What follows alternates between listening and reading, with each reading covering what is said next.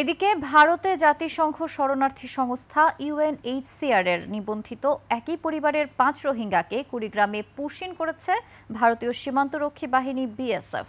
তারা দেশটির আসামের মাটিয়া রিফিউজি ক্যাম্পে বসবাস করছিলেন। গত ৭ মে ভোরে জেলার চর ভুরুঙ্গামারী ইউনিয়নের ভাওয়ালকুড়ি সীমান্তবর্তী নতুনহাট বাজার এলাকায় স্থানীয়দের দেয়া তথ্যে তাদের আটক করে বিজিবি। এ সময় ইউএনএইচসিআর ও দিল্লির ইস্যুকৃত ৫টি রেজিস্ট্রেশন কার্ড উদ্ধার করা হয়। আটকরা মিয়ানমারের রাখাইন রাজ্যের বুথিরং জেলার কোয়াইংডং এলাকার বাসিন্দা। তারা ২ বছর আগে মিয়ানমার থেকে ভারতে পালিয়ে মাটিয়া ক্যাম্পে আশ্রয় নেন। সম্প্রতি অজ্ঞাত ব্যক্তিরা ক্যাম্প থেকে তাদের গাড়িতে তুলে নিয়ে কুড়িগ্রাম সীমান্তে নামিয়ে দেয়। পরে ভোরে বিজিবি তাদের আটক করে।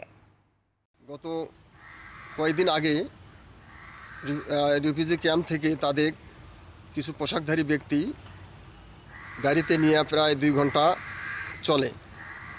সেখান থেকে নেমে রাত্রিবেলা তাদের সারা রাত হেঁটে ২ ঘন্টার মতো চোখ বেঁধে অবস্থায় নিয়ে আসে।